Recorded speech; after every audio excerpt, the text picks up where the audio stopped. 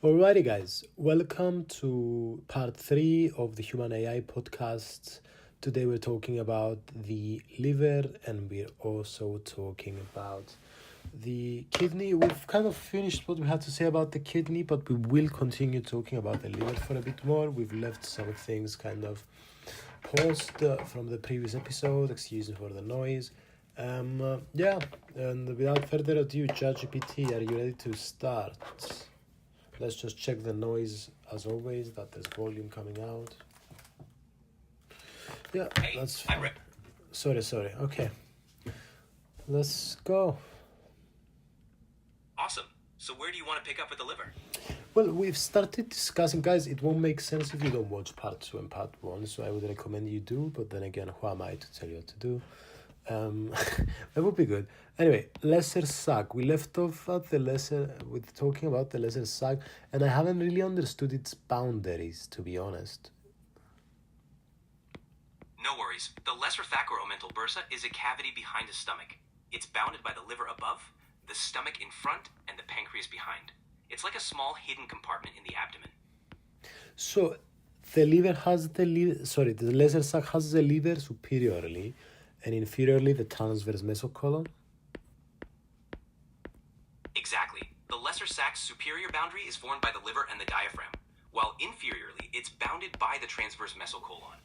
The space is kind of tucked behind the stomach and the liver. And would you say anteriorly it's the lesser omentum? Yes, exactly. Anteriorly, the lesser omentum forms part of the boundary. It's that double layer of peritoneum extending from the liver to the lesser curvature of the stomach. And posteriorly it's the pancreas and the aorta and the celiac trunk? Exactly. Posteriorly, you've got the pancreas forming most of the boundary. And behind that, the aorta and celiac trunk lie in close proximity. Okay, I'm just wondering why this is the anatomical location that's perfect for the lesser sac, if you can explain this to us. Please don't give a generic answer. Please give a really solid, detailed reasoning. Sure, the lesser sac's location is ideal for a few reasons. It's tucked behind the stomach, providing a protected space that allows for the stomach's expansion during meals. Its boundaries, like the liver, pancreas, and transverse mesocolon, offer structural support and protection for delicate structures like the celiac trunk. It also facilitates the movement of the stomach and nearby organs within the abdominal cavity. I don't understand though why that is the location. Think of the lesser sac as a pocket formed by the folding of the peritoneum. Its location behind the stomach is a result of how these folds develop during embryonic growth. It's strategically placed to allow stomach expansion and provide a cushion against the movement of adjacent organs. This positioning minimizes friction and protects critical structures. Could we also discuss a bit about the epiploic foramen and its boundaries too? Because they're a bit confusing, the boundaries of it. Sure. The epiploic foramen, or foramen of Winslow, is the opening connecting the greater and lesser sacs. Anteriorly, it's bounded by the free edge of the lesser omentum containing the portal triad. Posteriorly, you've got the inferior vena cava. Superiorly, the caudate lobe of the liver, and inferiorly, the first part of the duodenum. Okay, so the epiploic foramen, do we have a superior, is the liver superiorly then? Yes, superiorly, it's bounded by the caudate lobe of the liver. Interesting. It really is. The anatomy around the lesser sac and epiploic foramen can seem complex, but each boundary serves a distinct purpose, especially in protecting vital structures. Exactly. And understanding these relationships helps in surgeries and diagnosing abdominal issues.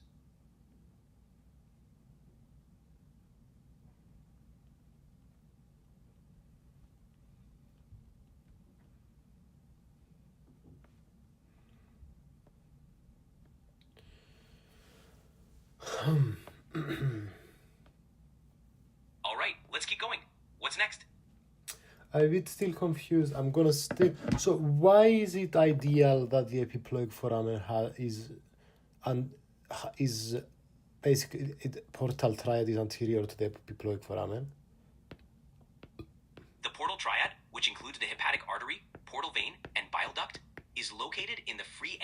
lesser omentum for easy access and protection. Its position anterior to the epiploid foramen allows for efficient blood flow to the liver while being safeguarded within that narrow passage. Yeah, but I don't understand. I don't feel this has answered my question. Unless my question is a bad question to begin with. Your question's great. It's ideal because having the portal triad in front of the epiploid foramen protects these vital vessels while keeping them accessible for blood supply and bile transport. This positioning minimizes the risk of injury and ensures efficient organ function. I hope that clarifies it. Feel free to ask more if you need further details. It doesn't clarify it, but I don't want to stick to this forever, to be honest. Okay, what are recesses, liver recesses? No worries. Liver recesses are spaces around the liver formed by peritoneal folds. For example, the subphrenic recess is between the liver and diaphragm, while the hepatorenal recess is between the liver and the right kidney. These recesses allow for movement and fluid accumulation. Interesting. Yeah, it's fascinating how these spaces play a role in organ movement and disease spread.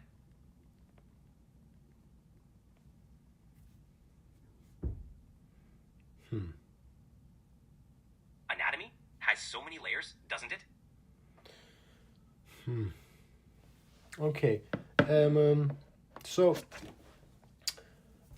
basically recesses are these peritoneal folds then. And why do we call them recesses? Exactly. They're called recesses because they're like small pockets or spaces formed by the peritoneal folds. These recesses provide room for the organs to move and can also collect fluid. Can you which is tell us important about for- different recesses, like the hepatorenal? Sure. The hepatorenal recess, also called Morrison's pouch, is between the liver and right kidney. There's also the subphrenic recess, which sits between the diaphragm and the liver.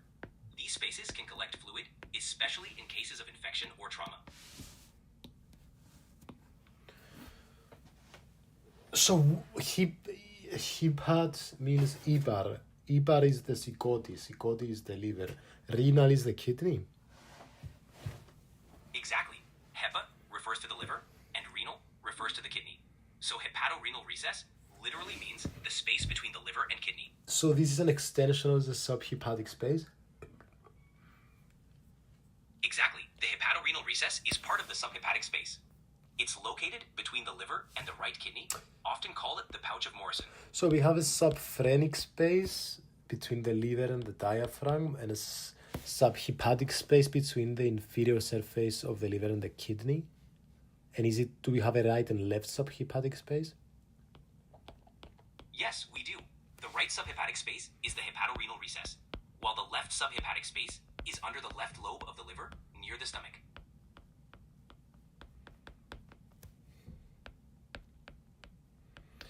Wow. Pretty cool, right? So we have a left one too then? Exactly. Both sides. It helps in understanding fluid dynamics and organ relationships.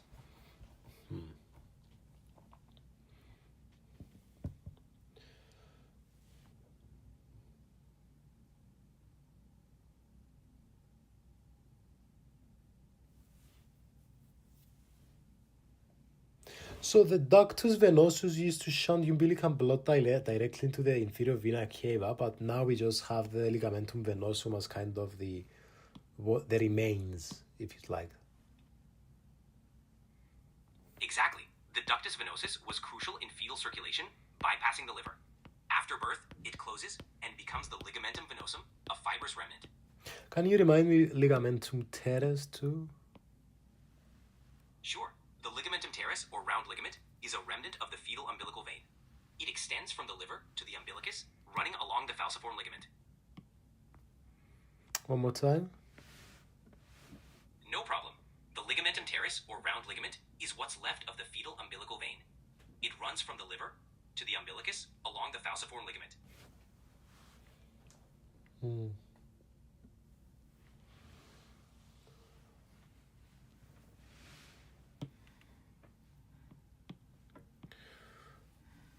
Okay, and Yeah, no, that makes sense. So we have dual blood supply for the liver. Yes, the liver has dual blood supply. The hepatic artery brings oxygen-rich blood, and the portal vein brings nutrient-rich blood from the GI tract. So we have the proper hepatic artery and the hepatic portal vein. Exactly. The proper hepatic artery supplies oxygenated blood, while the portal vein supplies nutrient-rich blood to the liver.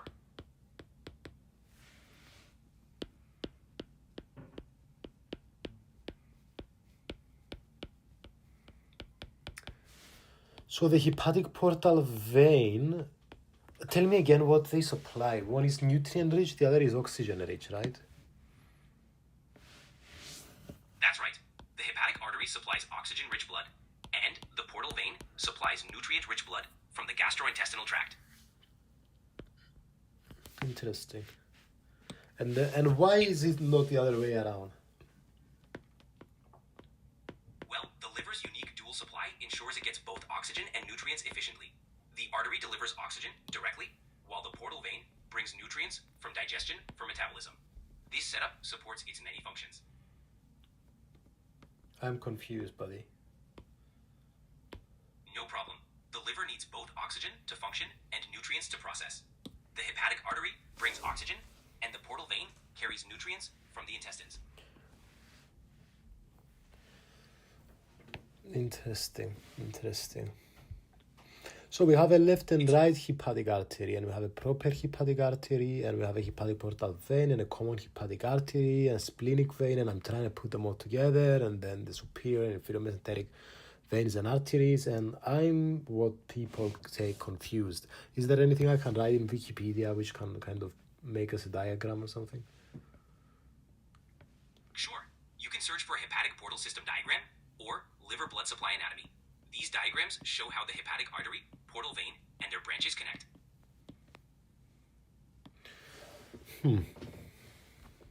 It'll definitely help visualize everything.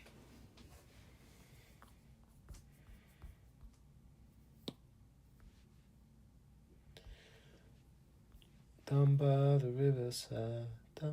riverside, do-do-do-do-do-do-do. Down by the riverside, da-da-da-da-da, the riverside, do-do-do. I'm gonna study one. Anyway, excuse me, guys. Okay, I've searched Wikipedia. I couldn't find a good diagram. But could you remember the structures I mentioned? Couldn't you just kind of make us, not make it, but explain us in 5 steps how to create a diagram? What would be step 1, for instance? Absolutely. Step 1, draw the liver in the center. Step 2, add the hepatic artery on the right and portal vein on the left. Step 3, show the branches, the left and right hepatic arteries. Wait, no. Start with step 1. It's nice and slow and steady should win the race, right? Got it. Step 1, draw a large oval in the center to represent the liver. Yeah. Step 2, on the left side of the liver, draw the portal vein as a thick line coming up from below. Portal vein. Yes, the portal vein. Then, step 3, draw the hepatic artery on the right side, also coming from below.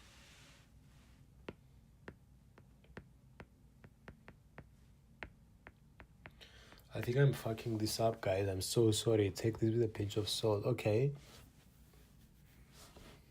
No worries. It's all about taking it step by step. Let me know if you want to keep going or focus on something else. Well, you said we have the liver, and on our left we have the portal vein coming out of nowhere and the hepatic artery coming out of nowhere. Exactly. Both vessels come from below the liver. The portal vein is central and slightly to the left, while the hepatic artery is to the right. What about the hepatic portal vein? Is this the one we already drew? Yes, that's the portal vein we've already drawn. It's the main vessel bringing nutrient-rich blood from the intestines to the liver. And what about the common hepatic artery? Is it the one we drew, or did we draw the proper one? The common hepatic artery splits into the proper hepatic artery. So if we drew the hepatic artery, we meant the proper one.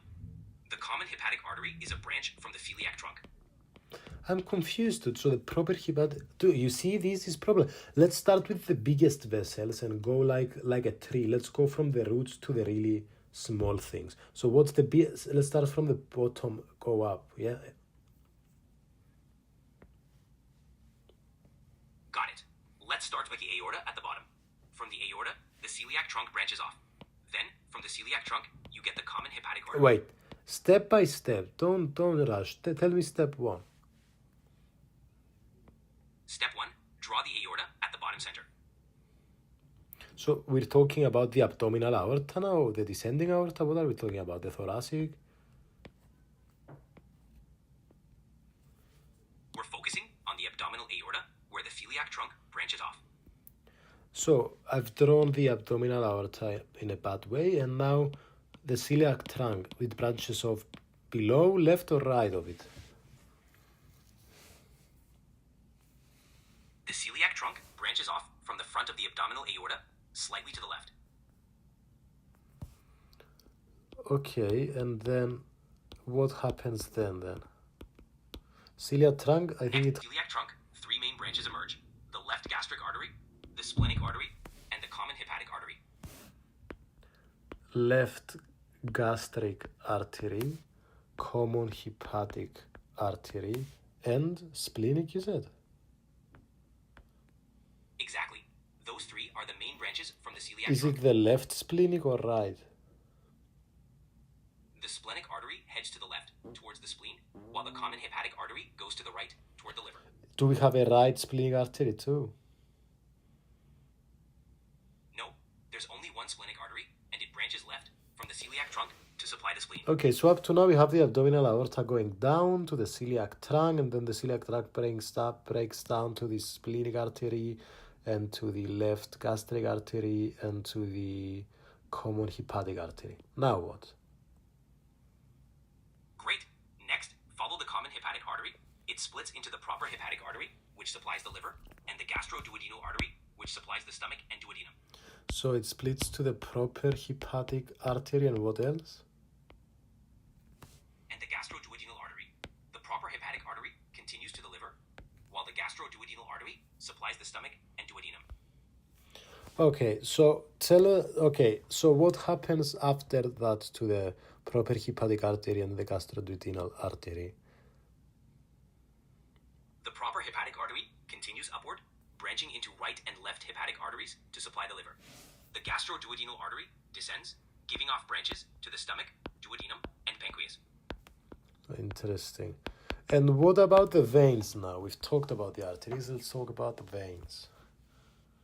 And what do we mean when we say he's going to die in vain?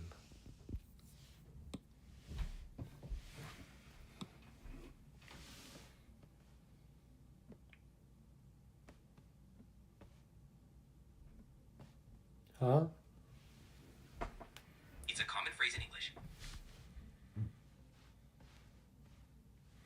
All right, tell me then, what we're gonna do with the veins? Let's continue with the portal vein. It forms from the superior mesenteric. No, and splenic veins. let's start. First of all, I'm gonna change the voice because it does this thing, guys. I don't know if you've noticed where it starts really nice and slow and loud, and then it becomes really fast and low. Anyway, so ChatGPT. So we've talked about abdominal aorta to celiac trunk and blah blah blah. Now let's start from the roots and go to the branches. About the veins. Sure, let's dive into the veins. Starting from the root, the inferior vena cava is the main vessel that collects deoxygenated blood from the lower body. It forms at the junction of the common iliac veins. The hepatic veins drain into it from the liver, while renal veins bring blood from the kidneys. Then there's the lumbar veins from the back muscles and the gonadal veins. No, step by step. Okay, we start with the inferior vena cava. Alright, step by step it is. The inferior vena cava forms at the level of the fifth lumbar vertebra by the union of the left and right common iliac veins. These veins carry blood from the lower limbs and pelvis. As the inferior vena cava ascends, it receives blood from the lumbar veins, which drain the posterior So abdominal the inferior vena cava breaks down to the left and right common iliac veins. That's step one. Let's go over step two. Great. Moving on to step 2, as the inferior vena vena cava ascends, it receives the renal veins.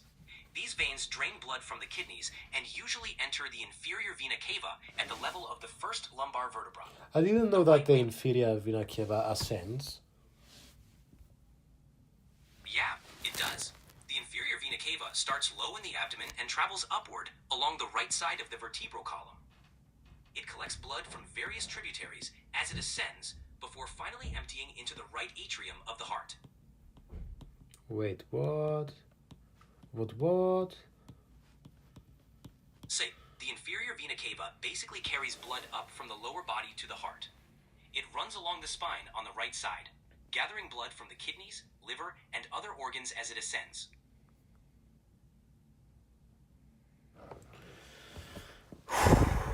Oh God, so we have the inferior vena cava.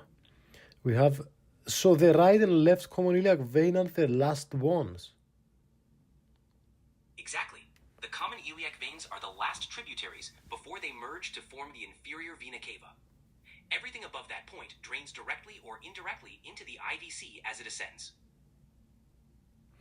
So the right and left renal veins, the suprarenal veins, the hepatic veins, or all of these are separate branches. That's right. Each of those veins is a separate branch that feeds into the inferior vena cava. The renal veins come from the kidneys, the suprarenal veins from the adrenal glands, and the hepatic veins from the liver. Okay, let me ask you, why do we have a gonadal vein only on the right side? Good question. The right gonadal vein drains directly into the inferior vena cava, while the left gonadal vein typically drains into the left renal vein first. This difference is due to the position and development of the veins relative to the vena cava and the aorta. Interesting. Okay, can we talk a bit about the hepatic lobule? Sure, the hepatic lobule is the functional unit of the liver. It's a roughly hexagonal structure centered around a central vein. Blood from the portal vein and hepatic artery flows through sinusoids towards this central vein, while hepatocytes process nutrients, detoxify substances, and produce bile. So what is this hepatic lobule? The hepatic lobule is a small, six-sided unit in the liver. It contains plates of liver cells, called hepatocytes, arranged around a central vein. Blood flows through sinusoids between these plates, allowing for nutrient exchange and detoxification. So these hepatic sinusoids, what are they? Hepatic sinusoids are tiny blood vessels within the liver lobule. They carry blood from the portal vein and hepatic artery, allowing close contact with hepatocytes for processing nutrients, detoxifying, and metabolizing substances. And then they connect to the central veins? Exactly. The sinusoids channel blood to the central vein in the middle of the lobule. From there, blood flows into the hepatic veins, eventually reaching the inferior vena cava and the heart. Okay, and lastly, I wanted to ask you about the portosystemic anastomosis. Portosystemic anastomoses are connections between the portal and systemic venous systems.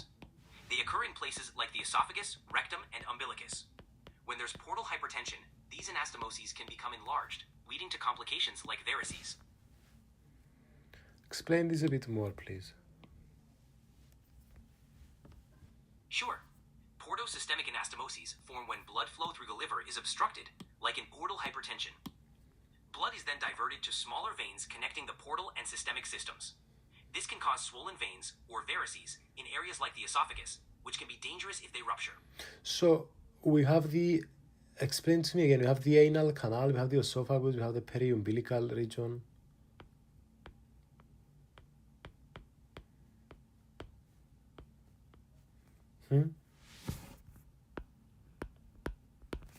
It's getting shy again, guys. Let's ask again. So ChatGPT, tell me again what portosystemic anastomosis mean and how does it connect with esophagus, anal canal, periumbilical region? Sure, portosystemic anastomoses are connections between the portal and systemic venous systems. These pathways become crucial when there's increased pressure in the portal vein, like in liver cirrhosis. Blood finds alternate routes, like through the esophageal veins, which can lead to esophageal varices. Around the umbilicus, blood can reroute through the paraumbilical veins, resulting in a condition called caput medusae. So I don't understand what anastomosis means. Is it like a rerouting? Exactly. An anastomosis is like a rerouting or a connection between blood vessels. When normal pathways are blocked or under pressure, blood finds alternate routes through these connections, which helps relieve the pressure. So the esophagus, what is the portal then? Intestinal tract and spleen to the liver. Well, no, I mean, so we're talking about this portosystemic anastomosis. So can you give me an example of like this, what a reroute might be like with the left gastric vein and the hepatic portal vein and the esophageal veins and the azygos veins or whatever? Sure, let's take the esophageal route. Normally, blood from the esophagus drains through the left gastric vein into the portal vein. If there's high pressure in the portal vein, blood reroutes via esophageal veins into the azygos vein, which is part of the systemic circulation. This detour can cause esophageal varices, which are swollen veins that can bleed.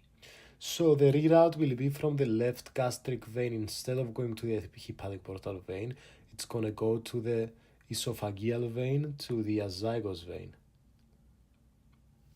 Exactly. The blood finds an alternate path through the esophageal veins, which then drain into the azygos vein. What about the anal canal? For the anal canal, the rerouting involves the superior rectal vein, which usually drains into the portal system. When there's portal hypertension, blood can reroute through the middle and inferior rectal veins, which drain into the systemic circulation, potentially causing hemorrhoids. Interesting. Yeah, it's fascinating how the body adapts like that. Okay, this is the end of the episode for today, guys. I hope you've enjoyed, and I'll see you all soon.